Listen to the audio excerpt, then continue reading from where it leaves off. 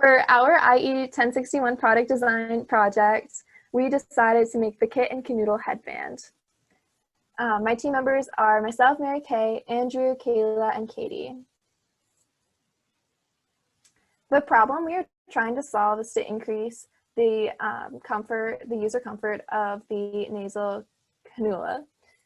The nasal cannula is used by elderly and young patients alike to treat conditions related to low oxygen.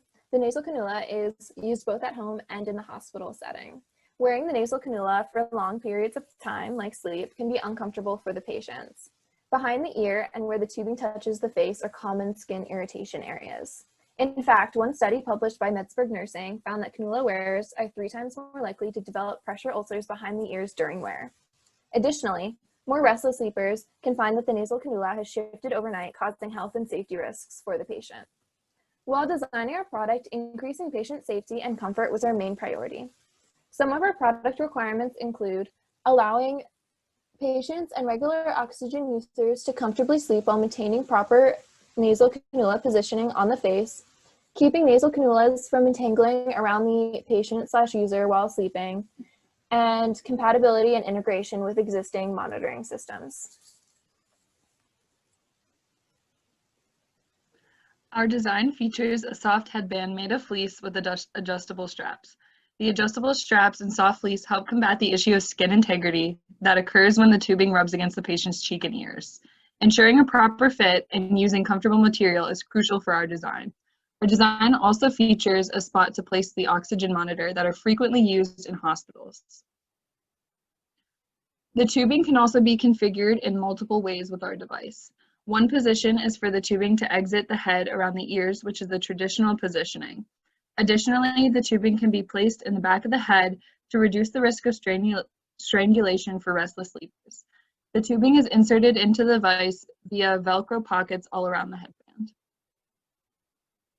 Here you can see some of our manufacturing specifications for our design. When designing this, we made sure that the headband was always adjustable. The lower range of our adjustability is designed for the 5th percentile female, and the larger design is for the 95th percentile male. And our specific measurements can be seen in the middle column. As with all products, our product has some human factors issues, and we did our best to solve them. As mentioned before, there are some skin integrity issues when the nasal cannula when they rub against the skin for too long. So to combat this, we inserted them into soft materials like fleece, so there's no contact with the skin. And another issue that would come up in our design is that we use Velcro, which is also not great with this when it touches skin. So when correctly used, there's no Velcro and there's no nasal cannula touching the skin. It's only fleece and some elastic. A big issue we tried to deal with is sleeping with the device and nasal cannula. And we tried to fight this by letting the patient put the nasal cannula behind their back or in front of their neck. But this definitely needs testing, and it still right now might not be safe to use and sleep with.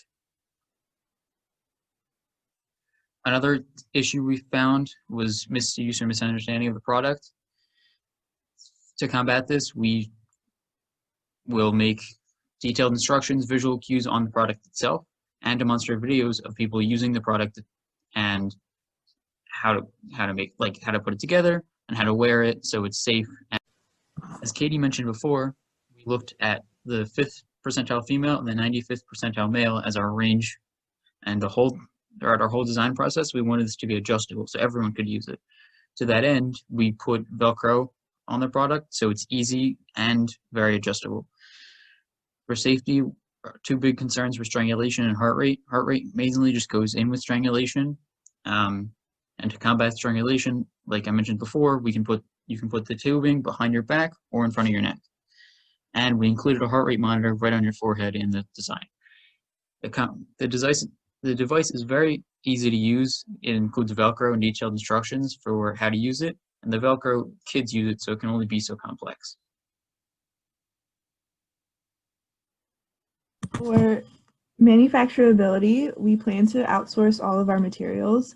Our materials include fleece, elastic, Velcro, thread, and adhesive. And for our manufacturing processes, we plan to purchase our materials, like I said.